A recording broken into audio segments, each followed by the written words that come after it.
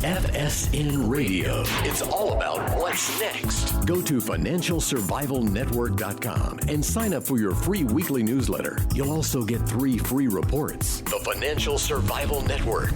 It's all about what's next. Welcome, and you are listening to the Financial Survival Network. I'm Kerry Lutz. Today's 10/15/20. Well, if you haven't been under a rock, you know that the country's undergone mass civil disobedience. Well, some might call it that. Others might call it a wave of vandalism, rioting, and looting by ne'er-do-wells. And the fact is, if you've been listening to this show, we've been talking about the upcoming civil unrest for 6 or 7 years. We told you it was coming, and hopefully you took the time, prepared, and you weren't caught flat-footed by it. We weren't. Anyways, we'd love to hear from you about your thoughts. Have you been involved? Have you been caught up in the wave of civil disobedience, of rioting, of civil unrest? I should call it. It's not really civil disobedience. It's civil unrest. We'd like to know if you've been caught up in it and how you've responded. Well, our expert on this topic, who we've been talking to for many years, is our good friend, George Matheis. George, you run Modern Combative Systems, and you also train canines.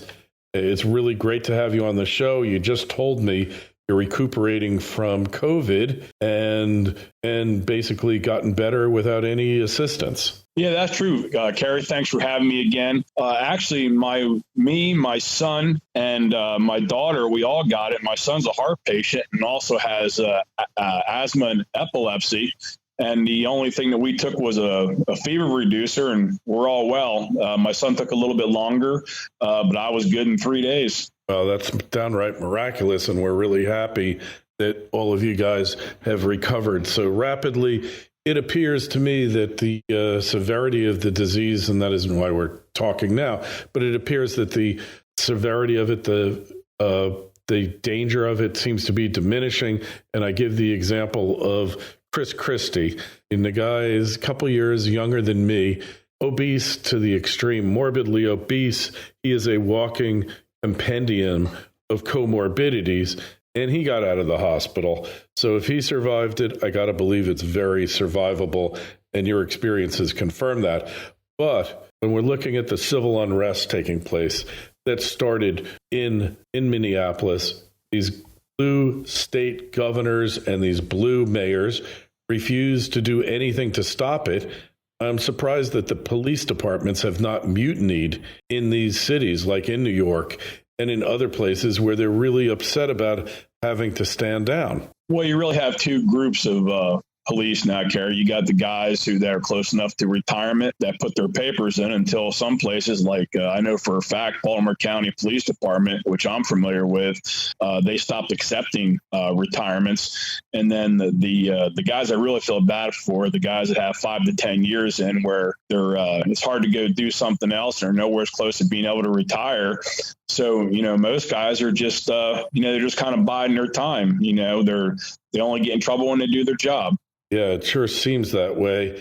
And it's just shocking that they're having to turn their backs on this lawlessness. And you and I know, for instance, New York City has the largest mounted police department in North America, if not the world. And we know that for controlling riots, for crowd control, there's nothing better than a mounted cop. And we didn't see any of them there in New York. And then New York was notorious or well known for sending undercovers into these crowds to arrest the gang leaders, which generally had the result of dissipating the riots almost immediately, because once the leaders are gone, they don't know what to do. In this case, discarded centuries of crowd control doctrine, and really these blue governors and mayors, they aren't just facilitating it. They're effectively co-conspirators here. Oh, absolutely. I mean, you're talking, de Blasio and Cuomo. They're just, cornerstones of the left. They like to see what's going on. This is their power base. Yeah, well, it just seems to me that I think they've overplayed their hands, and it seems to me that the average person, the vast majority of people, don't want to see their communities, their cities, their towns, their states burned to the ground. But more importantly, perhaps than this debate, George, is what do you do? Because it seems more and more likely that you're going to be caught up in one of these incidences. And Lord help us, God only knows what's going to happen after the election. Right. It really comes down, Kerry, like we've always talked about. It comes down to beans, bullets, and Band-Aids. You got to stock up. You got to buy, your non-perishables. There's a lot of good places out there for information on that. People just got to make sure that they got water, they got food, not only, water and food to store in their house, but they need to know what they can bring with them should they be forced to actually leave their house. If there's any kind of a huge power outage, what typically forces people to leave their house first is the plumbing stops working. So after you got your water and you got your food, people buy a lot of ammunition. Well, if they could now, if you didn't have it before this started, it's kind of scarce. But, people need to have medical supplies, and they need to be able to, make sure they have stocked up, of their own OTC meds they take and also their prescription meds. And first thing everybody wants to do is they want to run out now, the Johnny-come-latelys, and they want to buy firearms. Hard to get a hold of anything. Probably your best bet at this point, if you try to go to a gun store and buy a handgun or an AR or an AK, they're not going to have a lot if they have anything at all, and they won't have ammo for it in most places. The best bet now, if you can get a hold of one, because probably the thing that you most likely be able to get and get yourself a 12 gauge, at least something to defend your house with. Yeah, well, hey, partly because of you and partly because I thought this was coming many, many years ago. I've been stocked up for the past decade, and I'll help people if I can, if I'm in a position. But let's face it, got to look out for yourself and your family. But somehow these communities have got to unite, because in probably a big portion of the country, the police no longer make house calls. Luckily, where I live, they make house calls. But if you're in New York City, if you're in LA, if you're in Minneapolis, God help you, all of these cities, Chicago, the cops are not going to answer your call, except in rare situations. You're on your own. Yeah, it's true. You're going to have to fend for yourself. And like I said, not just, for violence coming to your house in the way of criminals or looters or things like that, but also for first aid. People need to learn to know basic first aid and CPR, and need to have the things on hands to do it. Basically, it comes down to two things. Blood goes round and round and air goes in and out. If there's a deviation from that, that's bad. You got to plug the holes and, get people fixed up. The really bad thing is we have so many people are dependent on so many, people on, dialysis and things like that are dependent on, ongoing care. And that's really going to be a huge issue because, like we've seen, they shut down the roads and fire trucks and ambulance can't go anywhere. Yeah. So what do you do when you're on the road and you get confronted with this? I mean, my inclination would be to start shooting and ride right through them. But I don't really want to get arrested and have to go to jail for offing one of these morons, especially if I could avoid it. I don't really want to hurt anybody. But they're doing it all over the place, so you need to be prepared for it, right? Well, yeah, Vehicle Tactics 101 is that as soon as your vehicle is stopped, somebody stopping your vehicle, they want to do bad things to you. So what we tell people to do, is you just start moving through the crowd slowly. If somebody breaks a window, you hear a gunshot, now it's time to put the pedal down. But nobody's going to get locked up for driving through that crowd slowly, because the problem is once that thing stops, it's nothing but a huge bullet magnet. Yeah, a moving target. And we've mentioned this before. That's one thing we should emphasize here. George, you and I, we've known each other. We've been friends for years. And we've been warning about this back during the Ferguson riots and even before that. And this is one thing that you always say consistently. A moving target is always hardest to deal with, whether you're shooting at it or whether you're standing in front of it or whatever. And I watched New York City cops drive through crowds, and they weren't going that slowly either. And the mayor is outraged about this. And these guys are just trying to survive, not getting hit with Molotov cocktails. It's truly insane out there. Yeah, it's nuts. Whenever you're, operating a vehicle, you want to think about a couple things. First is you always want to leave yourself a way out. Don't get right on top of the vehicle that's in front of you. And then probably the most important thing is always looking for drivable terrain.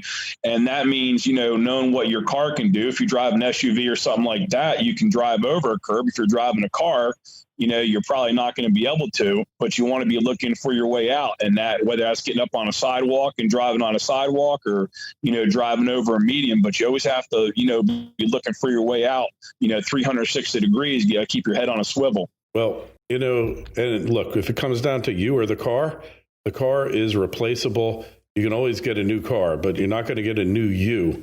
So if you got to jump curbs and it's going to destroy the undercarriage of your car, total it, but you're going to get away, just do it. If you got to ride on the rims, but get away. That's the first order of business. It's fight or flight. Your first instinct should always be flight. FSN Radio. It's all about what's next. Today's show is brought to you by GR Silver Mining, ticker symbol TSX, GRSL, OTC, GRSLF, and their website at grsilvermining.com. The company is extremely well capitalized, currently has a resource of 40 million ounces of silver, and is looking to triple that number in just the next year alone. Its management team is first rate, headed up by Marcio Fonseca, a geologist with vast experience in mining operations and the financial sector as well. With all this going for it, and with silver trading over $25 the ounce, there's no telling how high GR Silver Mining will go. So go to grsilvermining.com to stay up to date on the latest developments and get on their notification list today. The Financial Survival Network. It's all about what's next.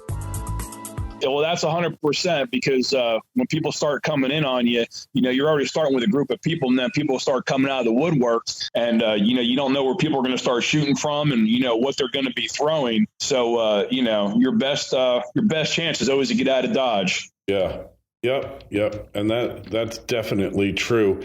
Now, you've been teaching people how to defend themselves for years and years now. If I was to want to go take a workshop or a course, what would you recommend me? I'm hardly a fighter. I'm a lover. I do work out. I'm in pretty good physical condition, but I stay that way by avoiding fights, not getting into them. What course would you recommend for somebody like me, guy in his early 60s and good health, and want to be in a position where if push comes to shove, I can do something? Well, first, what I recommend is everybody take a tactical medicine course. And a good TAC Med course are going to tell you, what to carry and how to use it. And the thing about trauma is the worse off somebody is, the less things that you can do, but the more important they are to do to save that person's life.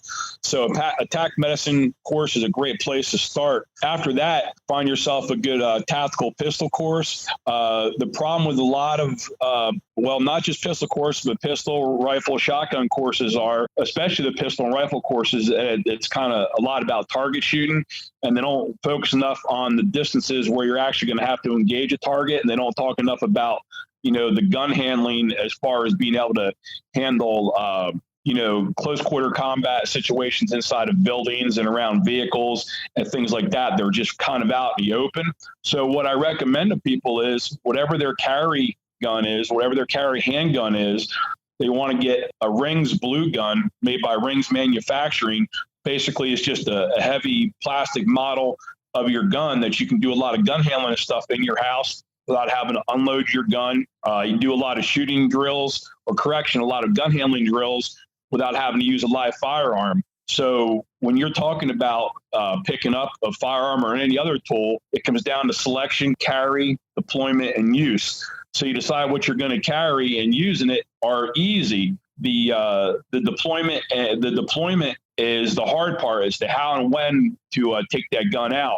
So, for instance, one of the big things that's a problem with a lot of gun schools is that every time you fire a round, you do so in response to an audio cue like a buzzer or a whistle. When the truth is, in real life, you're always going to respond to a furtive movement of, the person that's engaging you. So what I tell people to do, one of my favorite drills is, doesn't cost you any money. Again, you can do it with your regular gun, but I suggest you do it with a blue gun. You stand in front of a full-length mirror with your blue gun holstered or your live gun unloaded. Make sure it's unloaded. Put your hands in the surrender position and drop them. And as soon as you do, you want to try to outdraw the guy in the mirror by going for your gun. Wow, who would have ever thought we'd come down to this? And so a lot of things we talked about, things like planning your route more carefully. You live in Chicago, they could be blocking off any street at any time.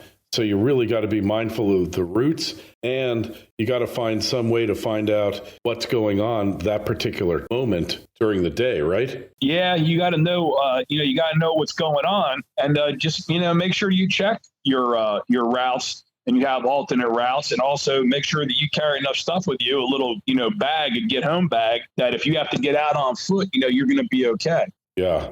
Yep. I see what you mean there. And, I tell you, I don't walk out of the house now, not having some survival tools on my person, all legal, of course. But I wouldn't think of leaving the house without it now. Wouldn't even think of it. Oh, absolutely not. Yeah. And so anyways, I think we got a good covering there. I think you understand out there, it's way more important now than ever before to be prepared. I tell you this for financial issues, telling you this for personal survival. If you're just going to sit in your car or sit in your house and not worry about it, even there, you got to be prepared. But perhaps you're less vulnerable. George, do you think it makes sense to limit your movements outside, or is that just giving into them? I really, Kerry, I think it's just, giving into them. Me and my family, we don't, we pay, more as much attention as we always did. But unless there's a credible threat to a certain location, I think we just need to live our lives, especially regardless of what the government, is trying to do and lock us down and take away our rights. But so that's what you got. Two things, against you. You got the hoodlums and you got the government. But we're Americans. We just need to live our lives. Yeah, I think that's really what it comes to. We are Americans. We need to lead our lives, not let these bastards get the better of us, because then they've won. I hate that. I hated when they would always say that during the Bush years of the terrorists have won, and really, really awful thing. But it's really true now, more so than ever. Modern combative systems. That's George's site. Check it out there. You also help train canines as well for people? Yeah, Kerry, I do it now. I'm doing a lot more firearms and personal protection training now than I had been in the last couple previous years. I do that, and also, train dogs, mcsdogtraining.net. I'm probably, that business is out of control. Let's put it that way. A lot of COVID puppies. I can only imagine. And having a dog, even if he's not trained, is one of your best forms of defense. Because, right, we didn't even talk about securing your home, but it's about layers, burglar alarm, fence, lighting, inside the dog. Because the dog knows, my dog, it's like people next door, George, have just moved in, and they're getting multiple deliveries throughout the day from FedEx, Amazon, UPS, the post office. It doesn't stop. And the dog is there every single time one of those people approach their house, because he doesn't know that they're not coming to my house. And he barks. He lets me know, all right, you got to be prepared here. Something's going on. And just any untrained dog even gives you an advantage. It's midnight. Somebody breaks into your house. They manage to not set off the alarm, or you don't have one. The dog will know at the instant they get within 10 feet of your house, the dog will be barking, almost regardless the dog, because they're so territorial, and their hearing's acute and their sense of smell, so they're going to be ready for you. But having a well-trained animal, there's no substitute for it. George, we hope you and your family have a speedy recovery from COVID. We're praying for you. And thanks, as always, for giving us this vital information. I appreciate it, Kerry. Thanks for having me. Hey, and you guys out there, send us an email. We'll forward it off to George, KL@KerryLutz.com, Twitter feed @KerryLutz, Facebook page is Financial Survival Network, website financialsurvivalnetwork.com, and sign up and you'll get a free newsletter. George, always a pleasure. Thanks so much. Thanks, Kerry. FSN Radio. It's all about what's next. Go to financialsurvivalnetwork.com and sign up for your free weekly newsletter. You'll also get 3 free reports. The Financial Survival Network. It's all about what's next.